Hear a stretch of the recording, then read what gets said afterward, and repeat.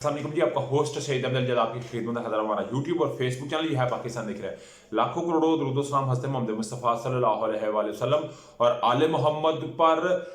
आज इस व्लॉग को बड़ा इंटरेस्टिंग आपने समझना है। कुछ बातें इमरान खान साहब के रिलेट है, फिर बिलावल भुट्टो साहब का दौरा भारत है, और उसके अलावा असद तूर साहब ने एक और बड़ा तगड़ा किस्म का इंकशाफ किया है कि एक वो नई मुबैना तौर पे ऑडियो कॉल ले आए हैं जो कि चीफ जस्टिस साहब की बेगम की इमरान खान साहब के साथ है। ये क्या मैंने आपके साथ वो डिस्कस करना है। सबसे पहले जी हम बिलावल भुट्टो साहब के मतलब बात करते हैं। आप जानते हैं कि बिलावल भुट्टो साहब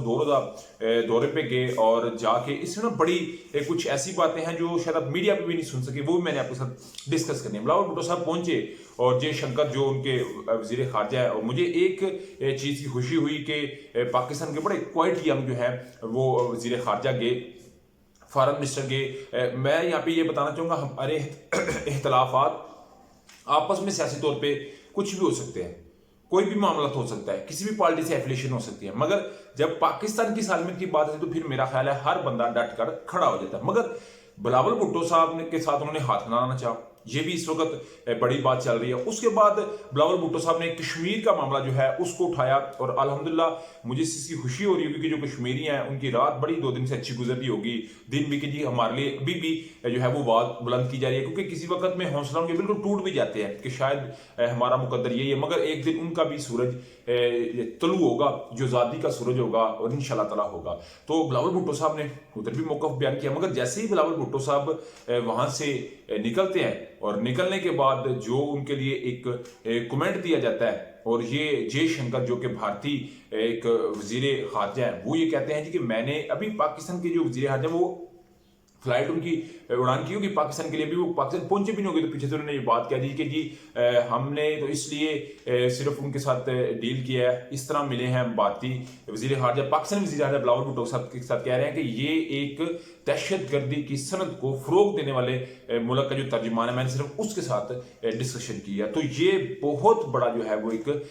पाकिस्तानियों के लिए, और बिलावल भुट्टो साहब ने खुद भी कहा है कि मेरे लिए और पूरी पाकिस्तानी कौम को एक किस्म का एक ललकारा गया है, और इसके लिए उन्होंने बकाया तौर पर यह बात की कि हम इस दौर से निकल चुके हैं, हमारे ऊपर इल्जाम लगाने बंद करें। मगर ये भी बात कही जा रही है कि बिलावल भुट्टो साहब का जो दौरा भारत था उसको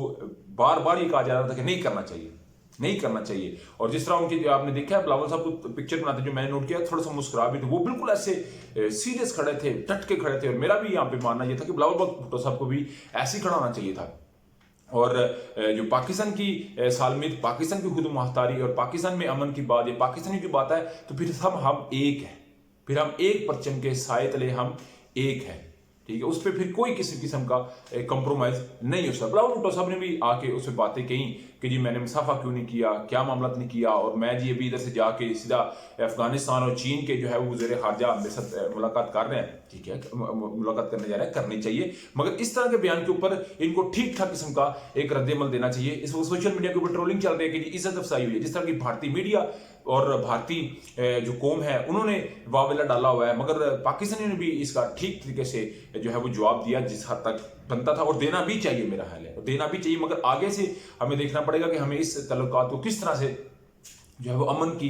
खातर वो उनका जी हम सिर्फ मुज़ाकरात कर रहे हैं, मगर भारत के इस वज़ीर खारजा की ये बात करना डेफिनेटली हर एक पाकिस्तानी का मुझ समेत एक जो है वो जज्बात को मजरूह किया गया है, मगर इसका जवाब जो है वो तो फिर उन्हें मिलता ही रहेगा। मगर इन्होंने कुछ करना तो है नहीं, क्योंकि इमरान खान साहब के ऊपर इल्ज़ाम ये था कि जी इमरान खान साहब ने भारत के साथ कोई नरमी की पॉलिसी रखी थी। इमरान खान साहब ने नरमी की पॉलिसी नहीं रखी, नरमी की पॉलिसी बिलावल भुट्टो साहब आपके चेहरे पर नजर आ रही थी, ठीक है, आपकी बातों से नजर आ रहा था कि आप कितने नरम हैं भारत के लिए, ठीक है, मगर इनसे उधर तो कुछ नहीं हुआ। इधर इन्होंने इमरान किशोर को भेज के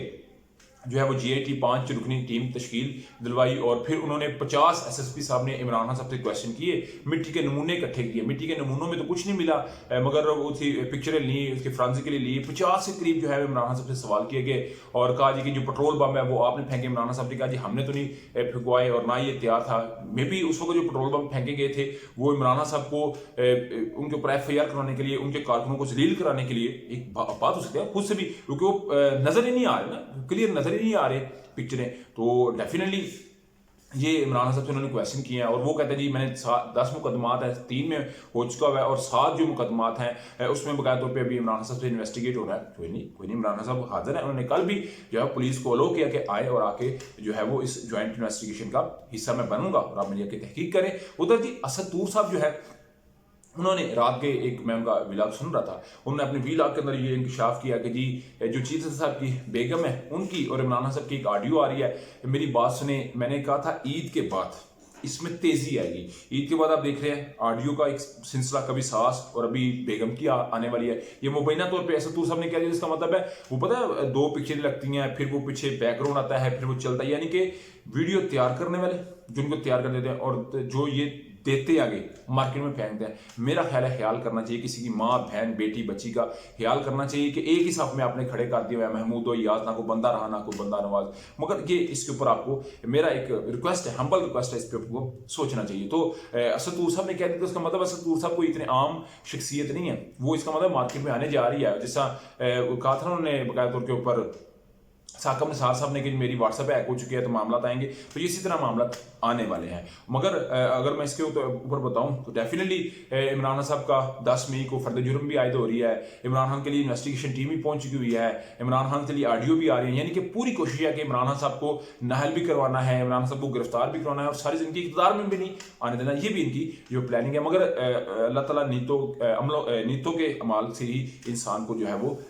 नवाजता है। उधर की आज इमरान साहब बहुत बड़ी एक रैली का आगाज करने जा रहे हैं, गली मोहल्ले कूचों से, खुद लाहौर से उसको डील कर रहे हैं, पूरे पाकिस्तान में उन्होंने कहा लोगों को निकलो। हम भी इंशाल्लाह ताला कोशिश करेंगे कि किसी जगह से आपको लाजमी लोगों की जो है वो राय आप तक पहुंचाएं।